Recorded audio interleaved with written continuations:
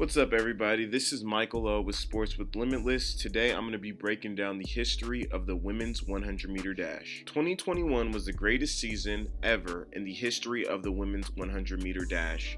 This past season, we had 10 ladies who broke the barrier of 10.90 seconds, led by the Jamaican trio of Elaine Thompson-Herah, Shelly Ann Fraser, and Shericka Jackson.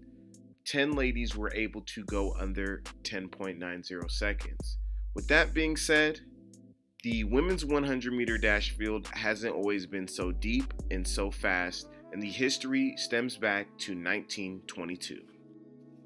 The first recorded women's 100-meter dash world record dates back to 1922. Prior to this, any competitions or any races that were had just weren't recorded on the women's side. The world record holder was Marie Melvikova from Czechoslovakia.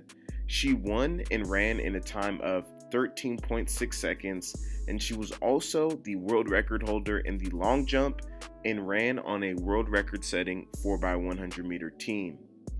Times have changed a lot because think about this. She ran a 13.6 second 100 meter dash.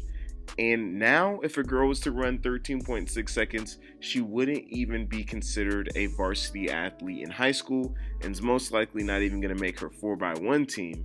But back in 1922, if someone was running 13.6 or faster, they would have been the fastest woman in the world.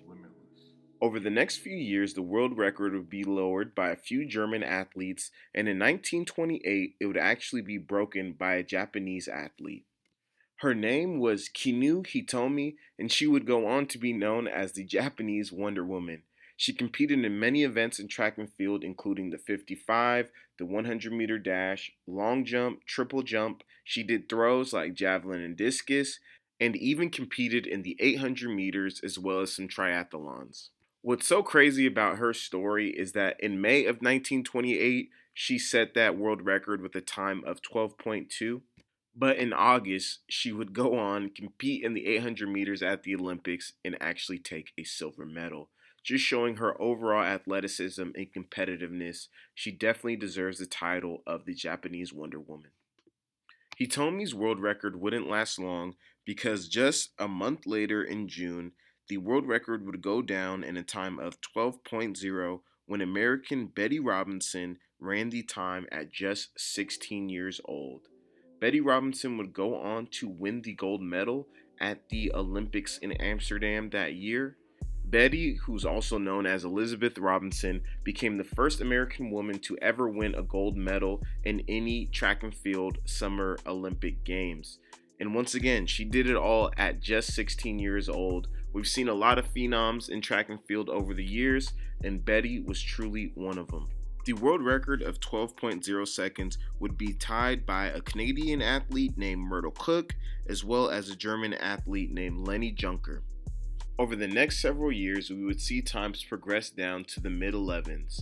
By 1953, the fastest time ever recorded was 11.4 seconds from the Australian Marjorie Jackson. Now, just to note, most of the times back then were all recorded through hand timing. The 60s would be dominated by Americans, including Wilma Rudolph, Wyoma Tyus, and Barbara Farrell, all getting us closer to the 11-second barrier. By 1967, Barbara Farrell had the world record in a time of 11.1 seconds. In 1973, everything would change. For the first time ever, we would have a lady break the 11-second barrier. Her name was Renate Stretcher, and she was from the powerhouse of East Germany. Now, a few years prior, she had tied the world record in a time of 11.0 seconds, but it wasn't until 1973 when she would officially break the 11-second barrier. A few months after her time of 10.9 seconds, she would go on and lower the world record to 10.8 seconds. Renate was truly a powerhouse. She competed in the sprints and relays, and by the end of her career, she had set 34 world records. Now, all that wasn't to come without drama, because at the end of her career, it was released that East Germany had been involved in state-sponsored doping. Basically, the government was involved in supplying their athletes with performance enhancing drugs like steroids to make sure that they were winning their events. Regardless, she set 34 world records. In the late 1970s and early 1980s, another East German phenom would emerge. Her name was Marlies Olsner, and she broke the world record in a time of 10.88 seconds. Now, what was so special about this is that this was the first time that anyone had run under 11 seconds with an automatic timing system.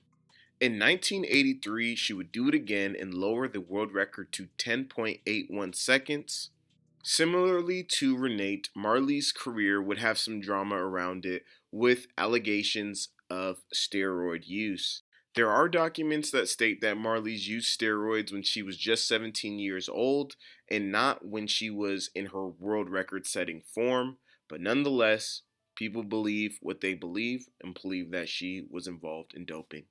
The 80s were truly a great time for the women's 100 because Marley set her world record in June of 1983, but by July, we would have a new world record. This time, the world record would be set by an American in a time of 10.79 seconds at the Air Force Academy Stadium in the USA. The next year, in 1974, she'd do it again in Zurich, Switzerland, running a time of 10.76 seconds.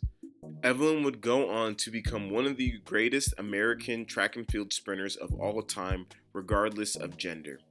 But like I said, the 80s were truly a magical time for the women's 100 meter dash, because in 1988, the world record would be broken again.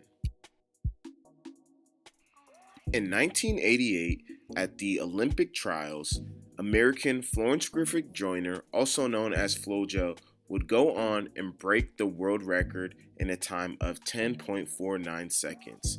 This mark is still the world record to this day. But she didn't get off easy because this record is surrounded by drama like so many before her.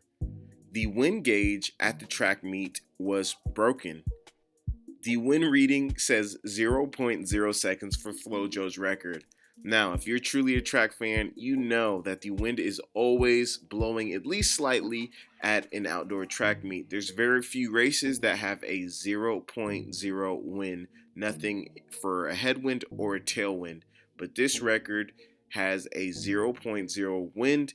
People who were there say that it was a very windy day, and there is even reports that there was a wind gauge for another event, the triple jump, and that wind gauge was about 20 yards away from the 100 meter dash finish, and that it read a 4.3 tailwind. Nonetheless, the world record does stand at 10.49 seconds, and it does have that 0.0 tailwind. Now, FloJo would go on to win 3 medals at the 1988 Olympics in the 100, the 200, and the 4x100 meter dash. In that 1988 season, FloJo had some very impressive times other than that world record. She had win legal times of 10.61 and 10.62.